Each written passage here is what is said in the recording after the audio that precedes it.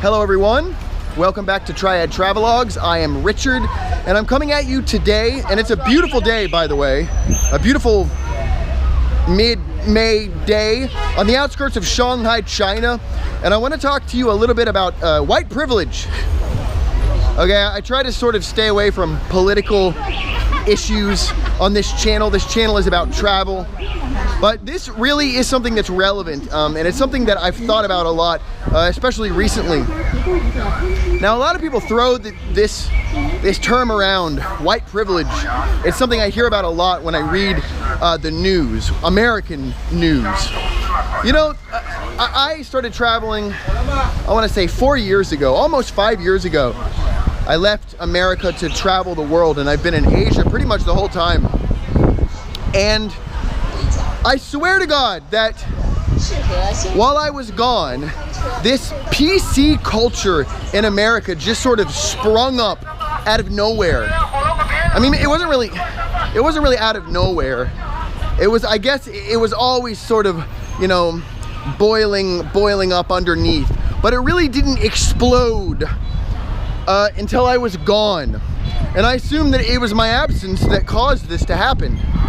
I'm just kidding, it wasn't my absence that caused this to happen. That's really stupid. It's not even a funny joke. I don't know why I said it. Maybe I'll edit it out later. Oh, this woman, she doesn't care that I'm crossing the street. She'll just run right into me. Like, if I don't notice her, she will just run right into me and she will kill me with her little motor scooter.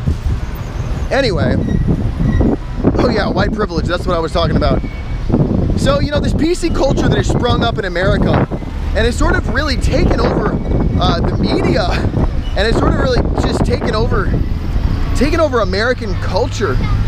You know, maybe it's the news sites that I'm reading, or maybe it's my own bias and I just tend to notice these things because it's interesting to see the way that my country has changed, the way that it has evolved or devolved, depending on how you look at it, since I left.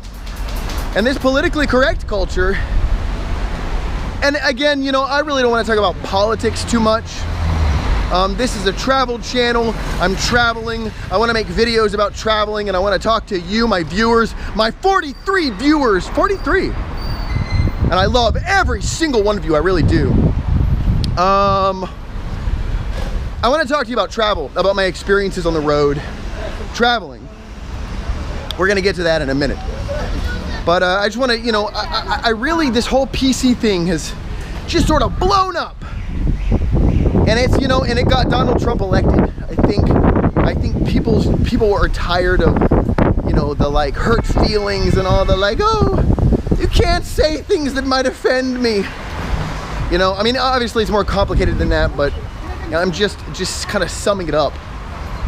And it happened after I left. So now Donald Trump's president. From what it looks like, the country is in a little bit of a crisis. I don't know, I'm not a political person anymore. Anyway, the point is, hey guys, especially like more liberal-minded people that are out there, you know, you talk about white privilege a lot, how white people, particularly white, heterosexual, cisgendered males, they've got all the perks. They got the greatest lives in the United States. They can get jobs easier than blacks or gays or women or midgets or whatever. And it's just not fair. It's not fair to minorities. It's not fair to women. It's not fair to trans people or whatever, you know. This is what I'm hearing a lot on the news. This is what I'm seeing a lot. You know, white privilege. Check your privilege, you know? I just spit on the camera, I'm really sorry. It's almost like I spit on all 43 of my viewers all at once, and I'm really sorry that I did that.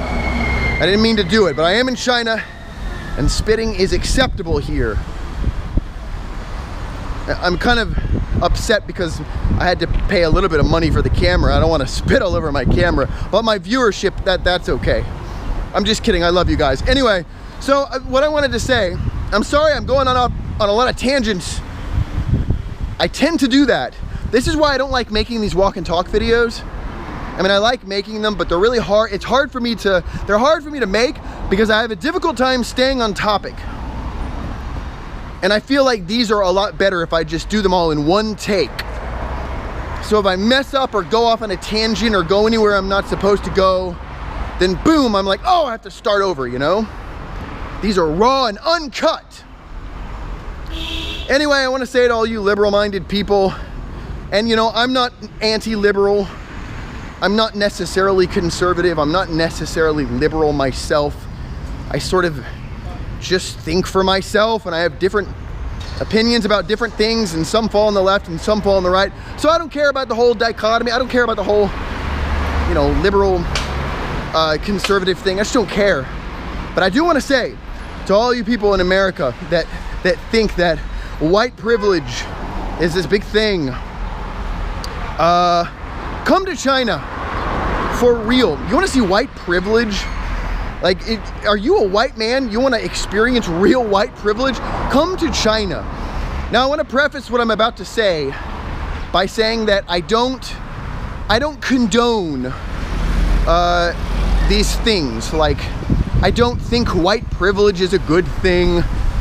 I don't, you know, the things I'm about to explain about China they're not things that I consider to be good things, but they are things that have benefited me. And they'll benefit you if you want to come here and be white. See those kids back there are laughing at me. Hey, what up? Hello. See, you just got to be friendly to people, and then they'll be friendly to you. See, that's my white privilege in action. Did you see that?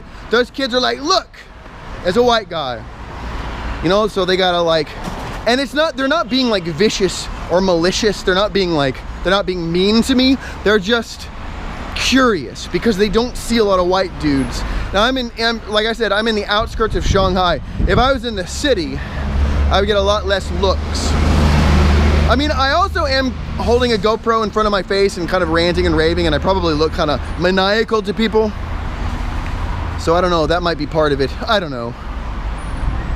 Anyway, white privilege is very real, and it does exist. And I'm not sure if it's existing in the United States right now. I don't live there. I was a white male in the United States for 30 years, and I certainly didn't see a whole hell of a lot of privilege. I had a hard time getting jobs, and like girlfriends, and like friends, and pretty much everything was hard, but it's my fault. You know, it was because of my terrible personality and my anger and my mental illnesses. You know, that's what kept me from those things. So even, you know, in America, me being a white male did not really help me much at all. Now, of course, I don't have anything to compare it to because I've never been anything other than a white male. But I have now been a white male in 3 different countries. I have lived in 3 different countries while also being a white male. And I can tell you that the perks and the privileges and the absurd, just beneficial things that come with being a white male are much more prominent and noticeable in China than they are in the United States. Now, a lot of you know I work in ESL. I am an English teacher in China. Now, English teachers in China are not necessarily very well respected. I mean, that's not up for debate. You know, I think people don't really respect male teachers in general in China, but especially like ESL teachers, you know? It's like the stereotypical thing to tell somebody at a backpacker bar. You know, someone's like, oh, you're from America. I'm like, yep. And they ask me, do you have a gun? That's the first thing they always ask me. Do you have a gun? You ever shot someone? You ever been shot? You know, and I'm like, no, don't have a gun. Never been shot. Never shot anyone. I've had a gun pointed at me once in Baltimore. Never been shot though. And then they ask me, well, what do you do? What do you do in China?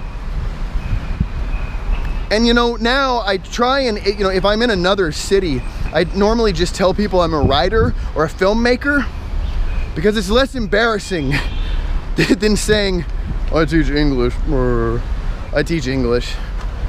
you know? And like before I got married, you know, if you're talking to like a girl or whatever in a bar or anywhere, and she's like, oh, you know, Chinese girl, she's like, oh, what do you do? And you say, I'm an English teacher. Her face goes like this. Oh, okay. And then done, you're done. You're done. You'll never talk to that girl again. She'll get up and she'll leave. Anyway, my point is that English teachers are not really well respected. You know, I'm not really putting forth a very good argument for what I originally wanted to argue for here. But I'm gonna get to it, I promise. I'm gonna get to it. Okay, so white privilege. You know, I may not be very well respected as an ESL teacher in China, but I can tell you this. If you want to get a job doing what I do, or any kind of job really, as a white person, male or female, in China, but specifically teaching English, because that's what I'm familiar with, that's what I know. I've been doing it for 3 years here. You gotta have 3 qualifications. You gotta have 3 things going for you. Number 1, be white. Number 2, be sober enough to stand up at least 50% of the time. Number 3, don't be black or brown or dark-skinned. No, seriously, don't be black. Like, if you are a black man and you graduated from some prestigious American university and you lived in America your entire life and you had like multiple doctorates all in you know, in language and education, and you know, and you were like super intelligent, hyper intelligent, you're gonna have a hard time getting a job teaching English for minimal wages in China. But if you're a white dude and you're covered in meth scars and you've got a felony, multiple felonies in multiple other countries, and you show up for your job interview on drugs and drunk, and I'd say even you could probably like get violent and kick the table over and like just rage and act like a lunatic and smoke a bowl in the interview room with the principal of the school, and you're gonna get that job over the black guy. Now again, I'm not saying that this is a good thing. Obviously it's not a good thing, but that's white privilege, my friends. That wouldn't happen in America, right? Right?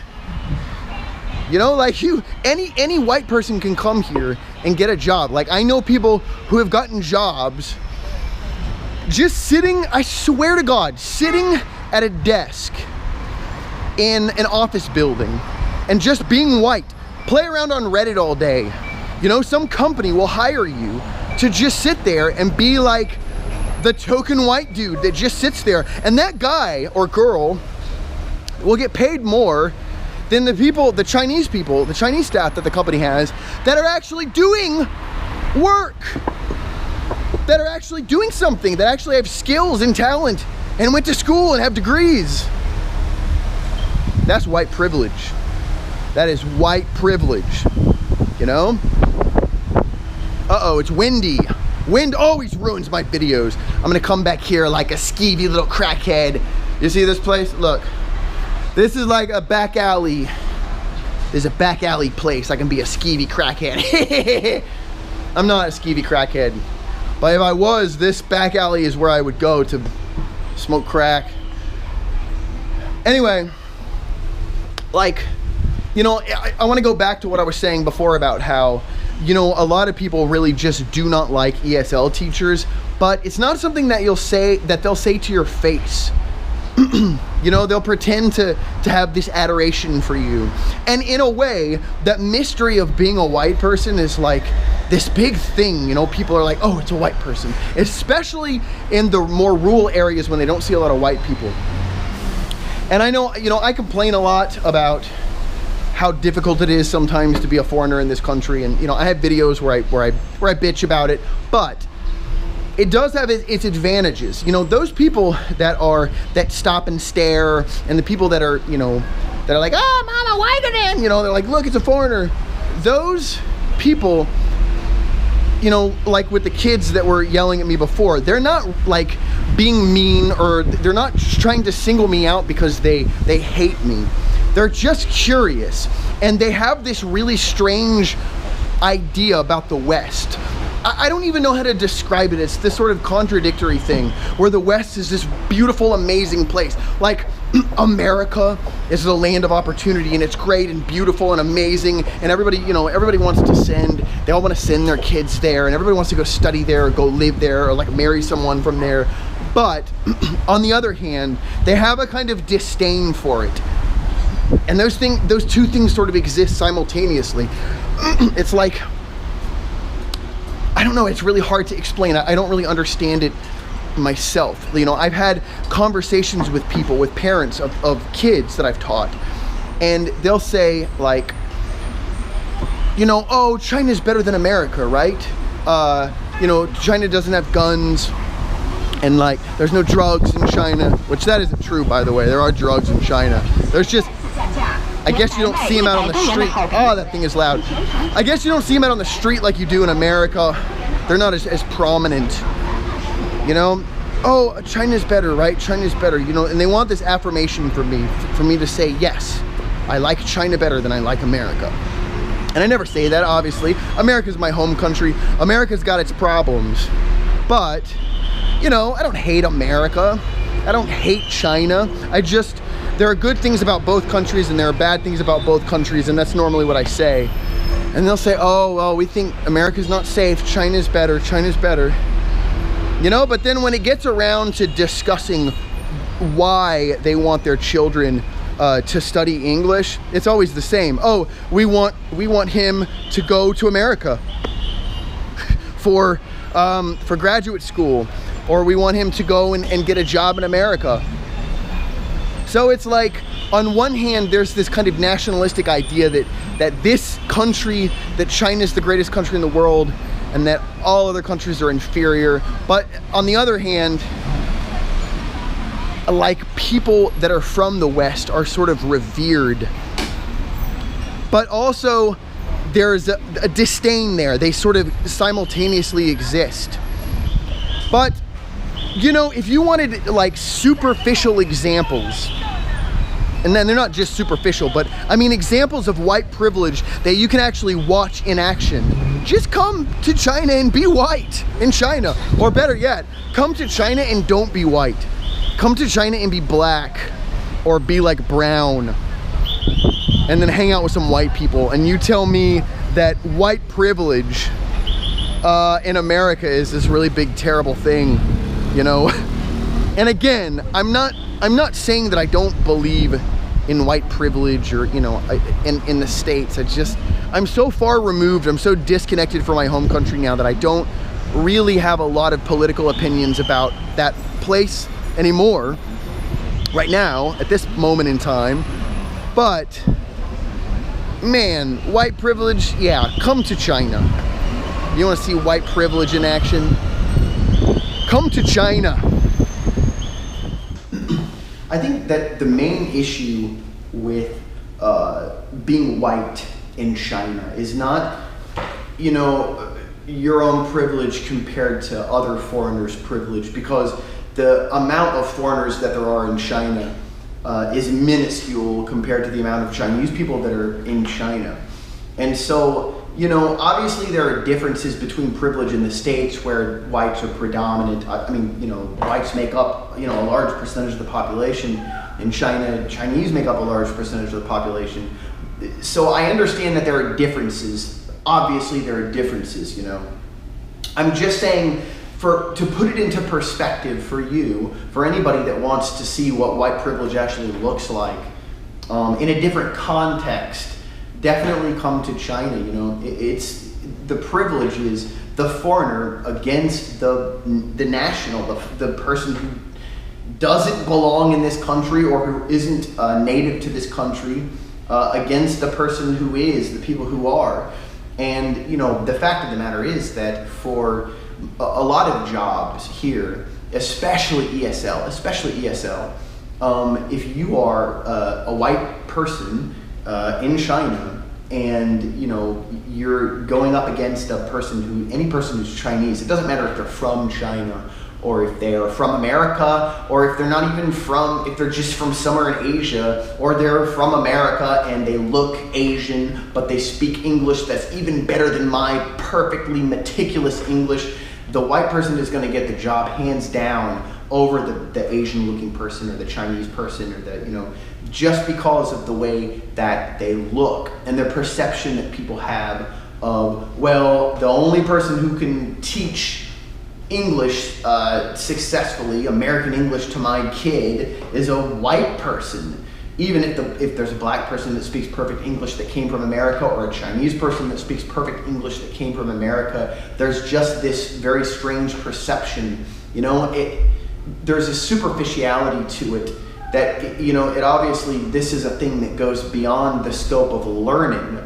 It's not just about learning. It's not just about, kids learning English and you teaching English. There's a level of there's a surface thing to it. Hi, that's okay. That's a coworker. There's a surface thing to it that I think a lot of people don't really understand, especially like American people or people who have come from, for instance, me. I came from a background in teaching. I taught special education in the United States for I was a substitute teacher, and then I worked for public and private schools. I ended up becoming a paraprofessional. Not a real teacher, just a paraprofessional in special education. So, I worked in education, and the goal in education, even in, after school education, like after school activities and things like that, the goal is to teach. The goal is for people to learn, for children to learn. I'm gonna go shut this door. Hold on one second.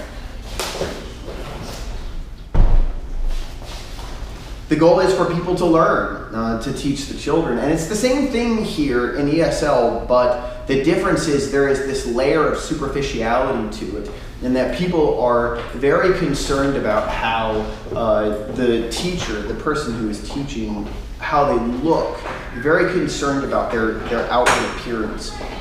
Much more so than is reasonable. I mean, it's not reasonable at all. On one hand, if you were a person who had an outward appearance that was your choice, if you were covered in tattoos, or if you were if you had all sorts of weird piercings, or you had long hair like the devil, then that may be a case for we can't hire this person to teach because they don't look the part and they might scare someone, or people have these preconceived notions about tattoos or piercings, or people that look like the devil. And so, there is always that layer, there's always that surface level of superficiality, but in the States, you can get past that pretty easily as long as you don't look like a lunatic. It doesn't matter if you're black or white or Chinese or Indian or Nepali or Malaysian, or you're from Europe or Africa or Spain or some country that nobody's ever heard of before. If you have a visa, or you're a citizen, or you are able to work in the States and you can speak English and you're a good teacher, they'll hire you based on those qualifications, unless you've got some freakish, my point is, they're not going to disregard you and not hire you based on your immutable circumstances, Being a woman is immutable. Being a man is immutable. I know that's up for debate in the States, and that's not the debate that I want to get into right now. But, those conditions are immutable. I'm 34 years old. That's immutable. I'm a white man. That's immutable. It doesn't matter, it doesn't matter if I want to change that or not. I can't. This is the condition that I'm in. Now, I may have privilege in the States or whatever. Maybe I do. Maybe I have privilege because of the way that I look, or because of whatever the area that I came from, or the color of my skin. But those are not going to be determining factors for somebody hiring me to teach in the United States of America. In China, it very, very, very, very, very much is. And that's the difference. So when I'm talking about white privilege in China, it looks different, and it's in a different context, but it is real and it does exist, and it's much more apparent than any than any example that you could give me in the United States of white privilege in action. So here we are on the rooftop of the supermarket, which is actually a Walmart that I work in. I don't work in the Walmart, but I work in a building that's called the Walmart building, and it has a Walmart in it, but my school is also in that building. So that's another difference between China and America. I'm pretty sure America doesn't have a hell of a lot of schools that are inside of Walmart, right? Okay, I wanna read you some text messages and then I gotta go and teach my classes. There it is. Okay, here's one. This is a posting on a job search message board. Basically, recruiters will post job listings and then people can respond to them. And this is a private message between a brown girl, I'm not sure where this girl is from, but she's not white, and a recruiter. And she's asking about jobs. And the recruiter tells this brown girl that she doesn't have any teaching jobs for her at this time. She says all that we have available are sauna and escort jobs. And the brown girl says, escort is what? What to do exactly? What would I do if I were an escort? And the recruiter says, you would have sex with clients. And the brown girl's like, no thanks. She's like, the recruiter says, okay. So then the brown girl says, there are no other jobs? You don't have any jobs for me? And the recruiter says, no, there's no other jobs for people with dark skin. And she says, okay. So what you're telling me is that dark skin people are only gonna be able to get jobs as prostitutes? And the recruiter says, yes. And this is not an isolated event. I mean, this is what people from other countries that are not America, or people even from America that are dark-skinned or black, this is what they encounter trying to get work here as an ESL teacher in China. Let's see. Here's another one. This person I think is a troll, and he's trolling the message board, the job message board. It's a girl, and she says, me no picky English, but I white, can I? And the recruiter says, yes, the school need white, so your white is fine, and you speak English. So basically this girl is like, I white, English no good, I have job, yes? And she's like, if you're white, you got a job. And this is just a couple of examples of what I'm talking about. White privilege. There's a video, I'll link to the video in the description. There's a video of a guy, what was his name? Donnie Does.